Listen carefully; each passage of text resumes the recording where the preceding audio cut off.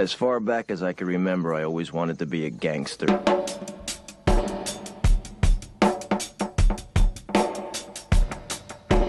Hello, everybody.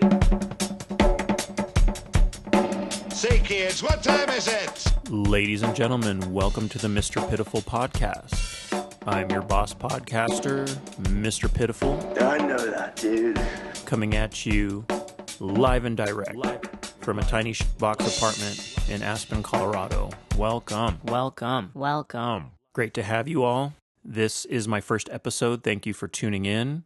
I mainly in this episode just want to talk about who I am, what I do, and what to expect going forward from the rest of my podcasts. First of all, why am I Mr. Pitiful? Mr. Pitiful is a reference to an Otis Redding song, actually. However, when I heard the tune the first time, I did not know it was an Otis Redding song. I actually heard it performed by the Skeletones out of Riverside, California as a cover song. So for those who don't know, the Skeletones, they were like a third wave kind of ska punk reggae band. And I heard them do the tune and I really liked it and just never realized it was a cover song. Kind of always wondered why it wasn't on any of their records or something like that. But years later, I come to find out it's an Otis Redding tune, and I just felt like it was a fitting moniker for me. As far as who I am, I'm just a middle-aged ski bum up in Aspen, Colorado. Kind of fell into this lifestyle by accident. But with respect to my background, I originally started as a child actor about 12 years old, back in the 80s, if you can believe that. And my main bread and butter was being a background extra. However, as time went on, I got a lot more work as a photo double, a stand-in, even a little bit of a hand model, that kind of thing. I even spoke in one episode, which made me eligible for a SAG card and all of that. So my original background was in film and television. I was more interested in music personally, although my parents did not support my musical endeavors, my musical aspirations. After I graduated high school, I kind of gave up on the film and television thing, and I actually went to school down in Orlando, Florida at a place called Full Sail. So for those who don't know, Full Sail kind of started as a weekend sort of workshop just to learn how to align analog tape machines, and then it sort of progressed into like a multimedia school where you could, do film, do audio, music production, stuff like that. Eventually it became a full-on university, but Full Sail is a 24-hour school, which was very interesting. You go to school at like 1 a.m., 5 a.m. It's like super crazy like that. When I graduated from Full Sail, I drove out to LA, and like probably after 5 days of being home, I was already working. I was doing stagehand work, mostly in Hollywood, for some of these bigger shows. Within 6 months, I was what they call a white glove front of house engineer. So for those who don't know, a front of house engineer is kind of like the person who mixes the audio that the audience hears. And white glove engineer kind of denotes that like I don't really have to lug equipment around. I basically just walk up and mix. And I also did a bit of monitor engineering as well, but live sound was really never my goal.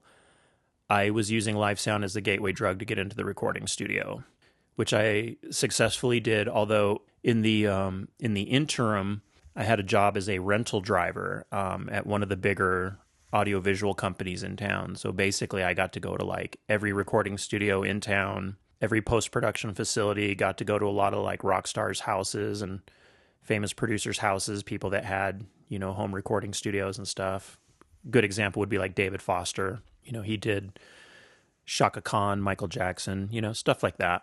Well, eventually I owned a couple smaller recording studios, little project studios. I also worked as a production assistant in one of the biggest, probably most famous recording studios in the world. Eventually moved into professional education. I taught recording arts technologies, music production, digital theory, digital audio workstations, stuff like that. Pretty much planned to do that my whole life. Had a great job that I loved teaching, so I would kind of like teach during the day, and then I ran my own little studio at night, and it was a nice little niche I had carved out for myself.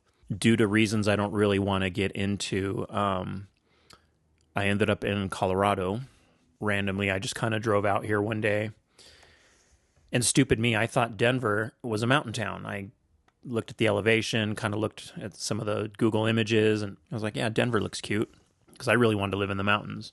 And I get to Denver and I come to find out it's basically West Kansas. It's actually the High Plains. But I did like Denver a lot. I hung out in Denver for a few years. And then I was asked to go up to Aspen for 4 months. So for those who don't know, Aspen is kind of famous for being the ski town for billionaires and celebrities. It's this tiny little blip on the map. When you get to downtown Aspen, it's literally like 6 streets by 6 streets. I mean, it's just teeny tiny, but the amount of wealth and influence up here is just crazy off the charts. Like, I thought Aspen was a rich area. It's actually a wealthy area. And we have a saying up here that money talks and wealth whispers, and that's certainly the case. So that's a little bit of the timeline of my background. Now, why am I doing this show, or what is the point of this show? Basically, I talk to a lot of people in my daily interactions, and everybody agrees that, like, I've had a really interesting background. I've done a lot of really interesting things, and I have a story to tell. And people have been after me for years to write a book, start a podcast, start a YouTube channel, something like that. So I finally decided to give it a go. Basically, what the point of this podcast is I'm mainly just going to tell stories about my life, true stories about my life. Some of the stories will be about film. Some of the stories will be about music. Some will just probably be random rants about various things. I might even talk about some philosophy, old guy rants, stuff like that. Talk about what it was like growing up in Hollywood in the 80s, kind of stuff like that. So really, that's just kind of it. I'm kind of a actor turned music producer turned ski bum who just has a story to tell, and that's basically the point of this show. Is I'm just gonna tell you guys stories of my life that are true. I will change maybe some of the names or scenarios to protect the innocent and avoid any lawsuits, but apart from that, that's kind of what I do. So please like, comment, and subscribe. If you'd like to know more, check out my social medias, link in the description, all that good stuff. And thank you once again for tuning into the Mr. Pitiful program. I am Mr. Pitiful. This program is continued on the opposite side.